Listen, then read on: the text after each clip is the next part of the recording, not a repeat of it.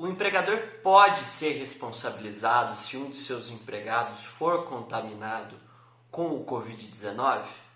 Depende. Primeiramente, a gente tem que fazer duas distinções entre responsabilização do empregador. Ela pode ser de forma objetiva ou subjetiva. Objetiva é quando independe da prova de culpa do empregador se esse empregado foi contaminado pelo Covid-19 durante seu trabalho ou não. Qual exemplo que a gente pode dar? Atividades que sejam de risco, por exemplo, hospitais. Um empregado, um enfermeiro, por exemplo, que trabalha dentro de um hospital, objetivamente falando, corre riscos maiores de contaminação do que de empregados em outras circunstâncias. Nesse caso, a responsabilidade pode ser considerada objetiva e independer de culpa. Adentrando na análise subjetiva da responsabilidade desse empregador, a gente entra também dentro de uma questão legislativa.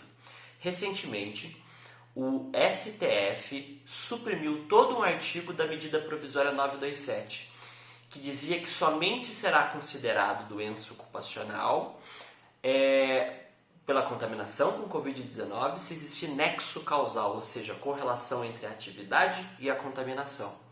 Com essa supressão feita pelo STF numa ADI, permite-se então, por assim dizer, que a responsabilidade também se dê sem comprovação de nexo causal, que é a responsabilidade objetiva que nós falamos agora.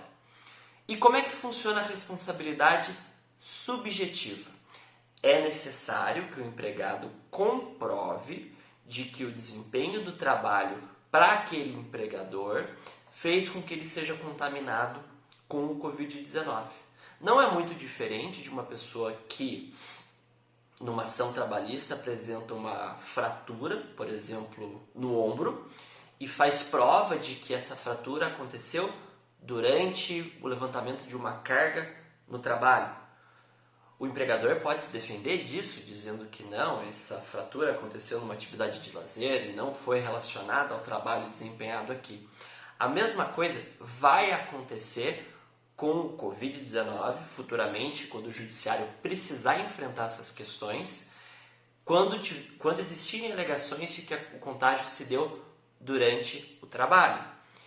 O empregado que tem acesso durante o seu trabalho a equipamentos de proteção, máscara, álcool em gel, ambiente ventilado, ou o empregador fez com que ele fizesse home office, vai ter muita dificuldade de comprovar em juízo e perante perícia técnica de que a contaminação se deu dentro desse trabalho para esse empregador, porque vai ser muito mais verossímil que o contágio dele tenha acontecido de outras maneiras, num transporte, no mercado, numa atividade de lazer do final de semana. Por outro lado, se ele conseguir comprovar que o trabalho dele, não sendo de risco, porque daí a gente entra na questão da responsabilidade objetiva, expôs ele a risco, expôs ele a aglomeração, o empregador não forneceu o mínimo para que ele se protegesse do contágio, nessas hipóteses poderá ser reconhecido sim que o empregador teve culpa na contaminação e ele ser responsabilizado por indenização e demais consectários relativos a isso.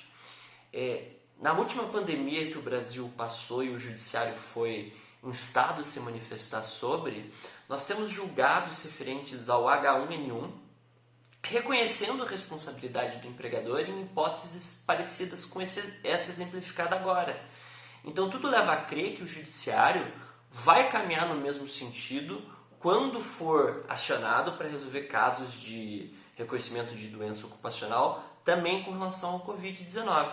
Então a recomendação que fica aqui para os empregadores, para as empresas no geral, é mantenham o ambiente mais saudável e adequado possível. Se for possível mandar esse empregado para casa home office, mande. Se for possível fornecer máscara, álcool em gel, evitar aglomerações, reuniões, faça, porque tudo isso pode contribuir para a sua defesa se no futuro você for acionado nesse sentido.